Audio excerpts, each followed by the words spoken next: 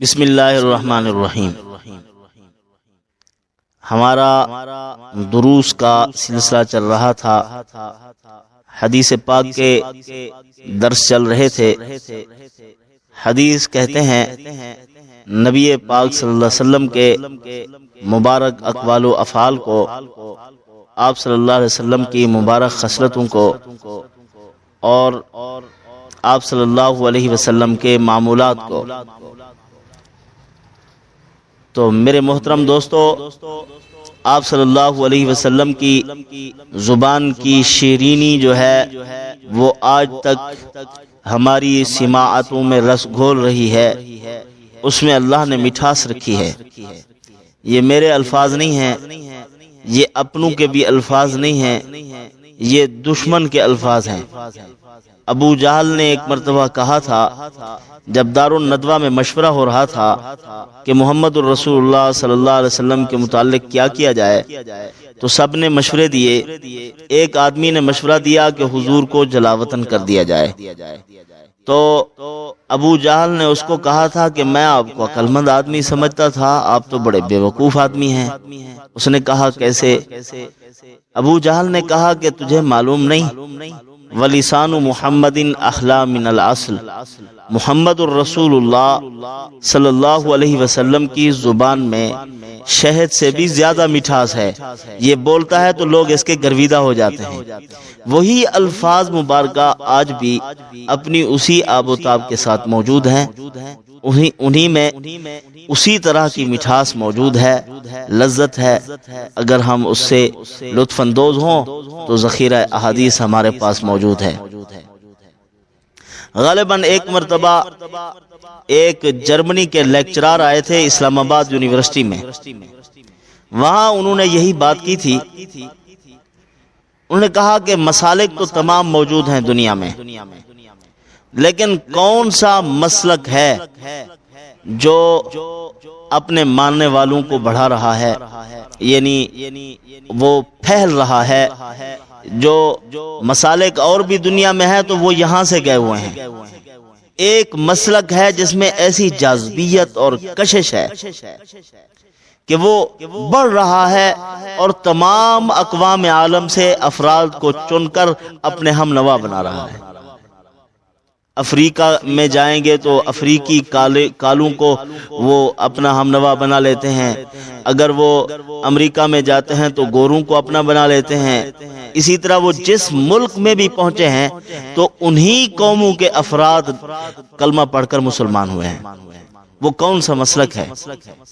یہ بلا تعصب عرض کر رہا ہوں، فرقہ واریت سے ہٹ کر گفتگو کر رہا ہوں۔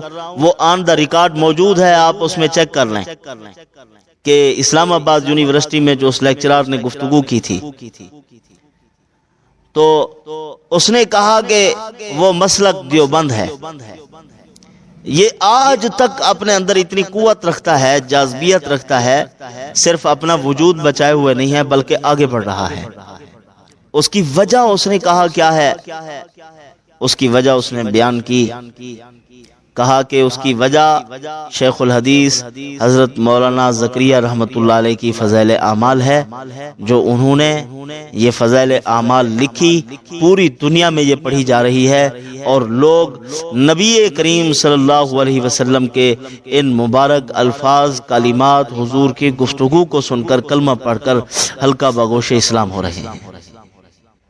الحمدللہ ہمارے مذہب میں وسعت بھی بہت ہے، اسلام کے دامن میں بڑی وسعت ظرفی ہے۔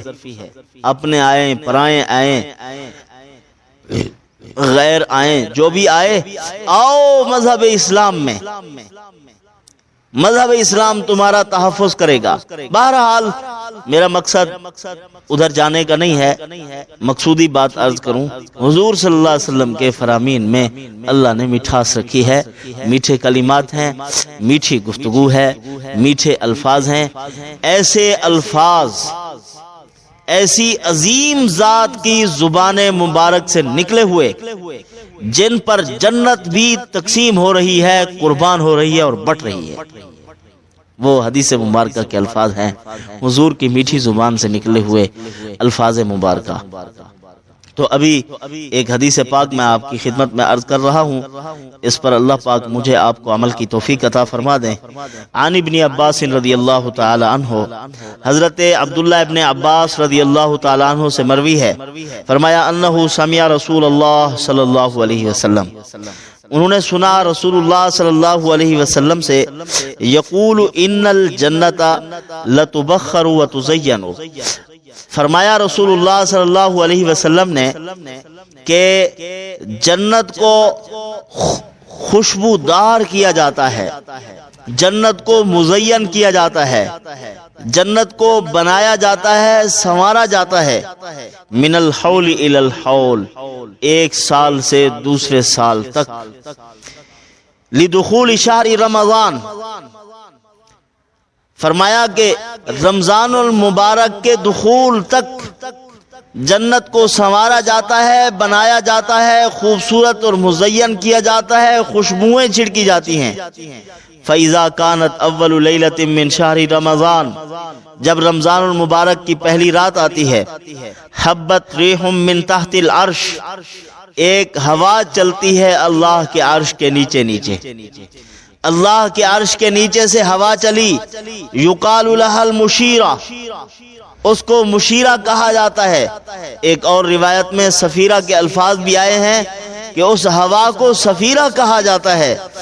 اور فتصفق ورق اشجار الجنان، جس سے جنت کے درختوں کے پتوں کے کھٹکنے کی آواز آتی ہے۔ جنت کے درختوں کے پتوں کو جب وہ ہوا لگی تو اس سے ایک آواز نکلی، وحلق المصاریع، اور کیواڑوں کی آواز، فیسمع لذالک الطنین، بڑی خوبصورت آواز سنی جاتی ہے، ان سے جو آواز پیدا ہوتی ہے جیسے ہمارے ہاں کھڑکیوں کا شور، درختوں کا شور، تو ایک خوف زدہ کرنے والی آواز پیدا ہو جاتی ہے۔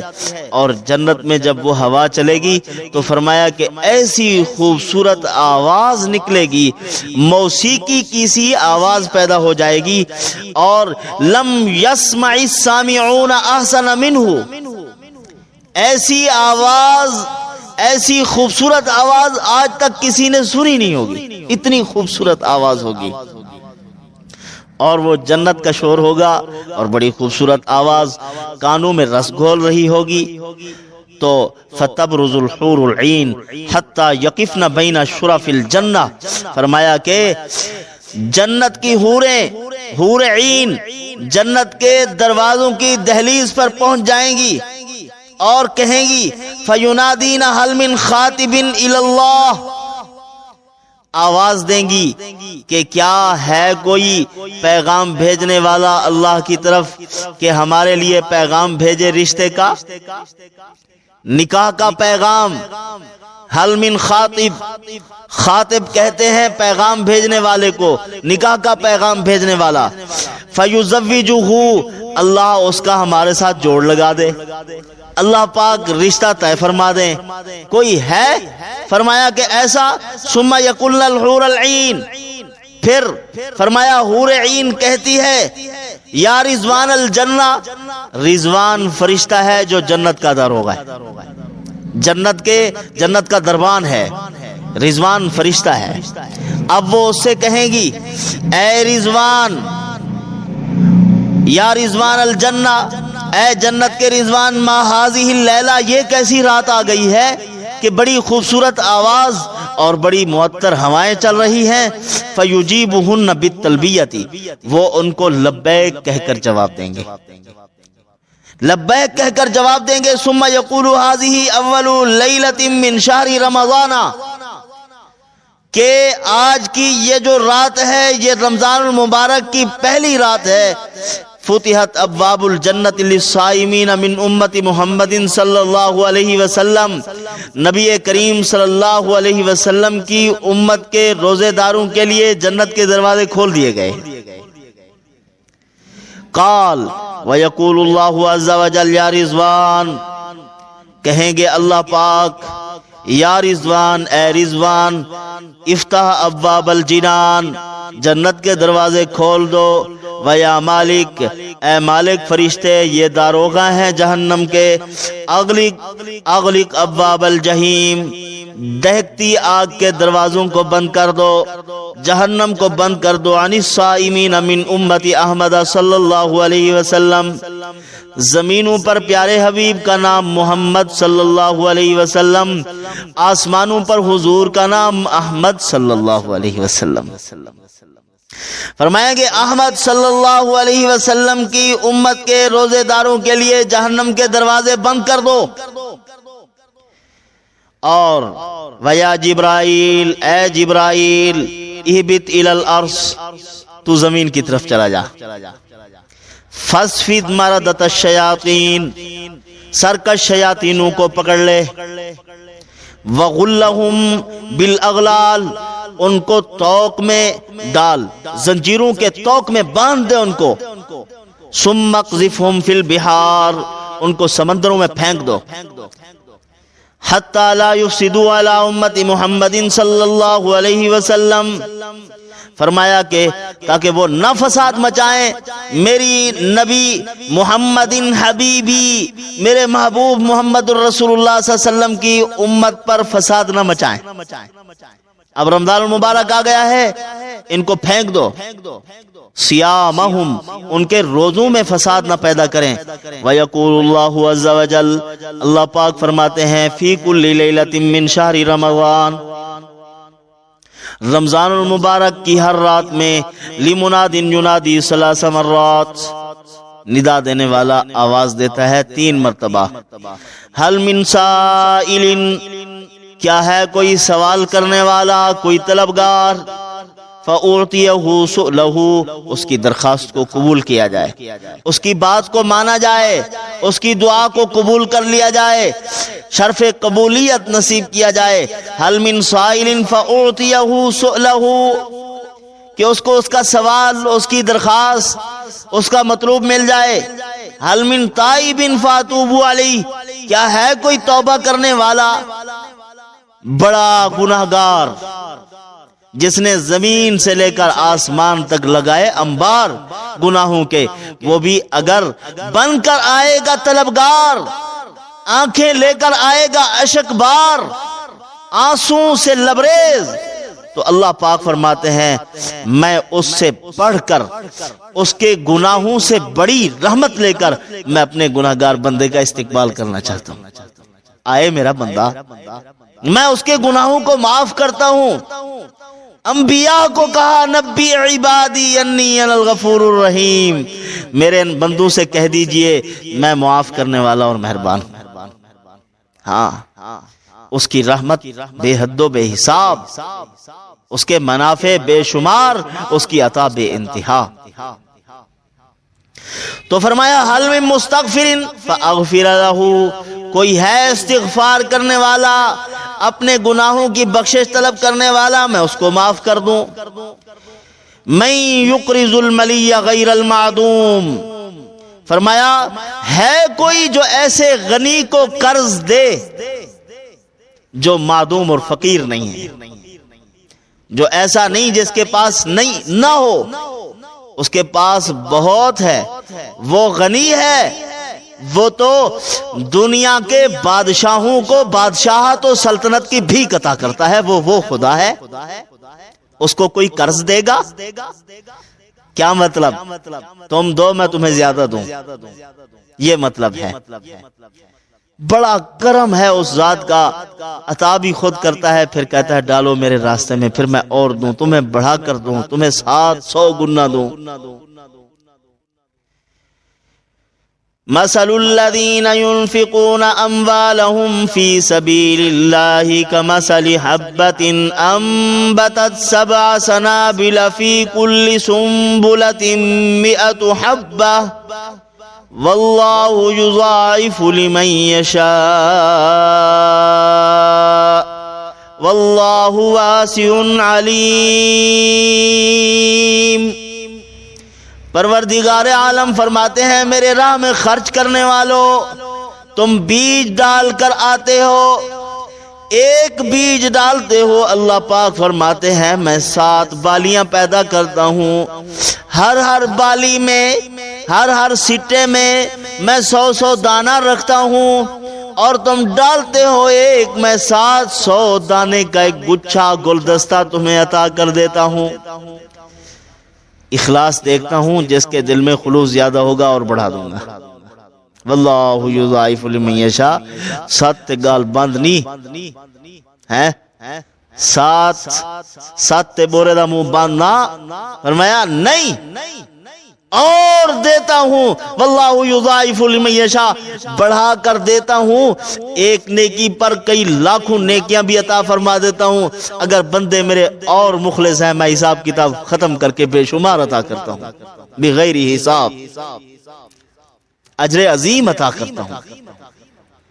ان کے ساتھ کوئی بات نہیں ہوتی، جیسے صدیق اکبر اللہ کی بارگاہ میں پیش ہوں گے، حضور لے کر جائیں گے، اللہ اس کا حساب کرو، فرمایا اس کا کیا حساب، جس نے آج تک میرے ساتھ کوئی حساب نہیں کیا، میں اس کے ساتھ کیا حساب کروں۔ یہ تو اجر عظیم والے لوگ ہیں، جن کے ساتھ اجر عظیم کا وعدہ تھا، حساب کتاب ان کے ساتھ کوئی نہیں ہے۔ تو من یقرض الملی غیر المعدوم، ایسی غنی ذات جو غریب نہیں ہے، فقیر نہیں ہے، وہ غنی ہے۔ غنی اس لیے بتلایا کہ تم دو گے تھوڑا، وہ اور بہت زیادہ دے گا، وہ بڑھا چڑھا کر دے گا۔ کنویں پر جھلار لگی ہوئی ہوتی ہے، اور اس جھلار میں سارے لوٹے پانی کے بھر کر آ رہے ہوتے ہیں، لیکن پانی ٹک نہیں مرنا، پانی دی سطح اتھائی کھڑی ہے۔ اللہ پاک فرماتے ہیں تم ڈالو گے میرے راستے میں اگر، تو میں اور دوں گا، اور دوں گا، اور دوں گا، بڑھا چڑھا کر دوں گا، بے حساب عطا کروں گا۔ تو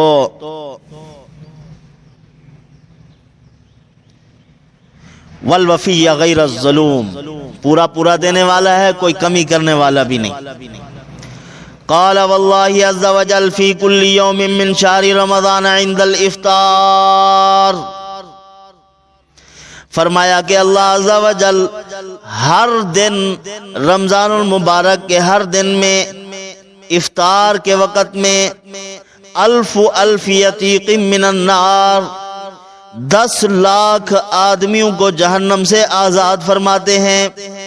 کلہم قد استوجبوا النار، وہ لوگ ہوتے ہیں جن پر جہنم واجب ہو چکی تھی، جن پر جہنم واجب ہو چکی ہے، وہ لوگ ہیں اللہ پاک ان لوگوں کو جہنم سے آزاد فرما دیتے ہیں۔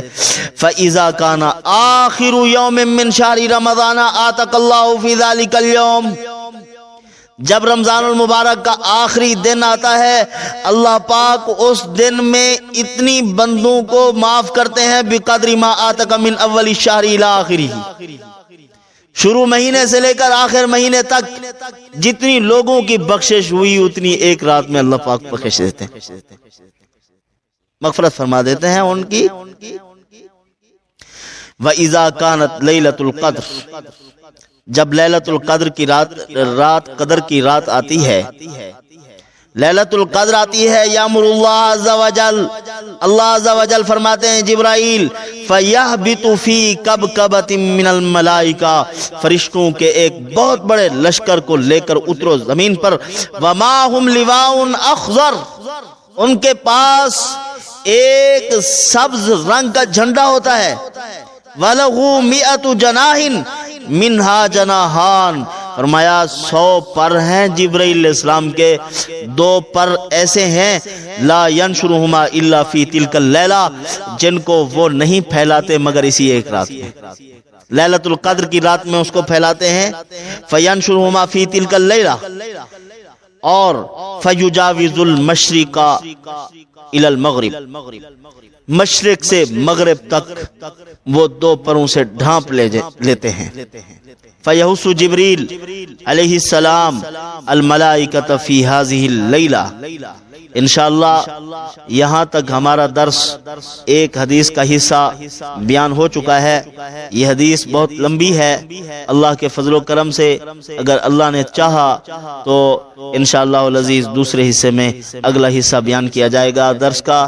اللہ پاک مجھے آپ کو ان پر عمل کی توفیق عطا فرمائے اور ان مبارک لمحات اور قیمتی ایام سے، اس قیمتی سرمایہ سے اللہ پاک ہمیں جنت خریدنے کی توفیق عطا فرمائے۔ وما علینا الا البلاغ۔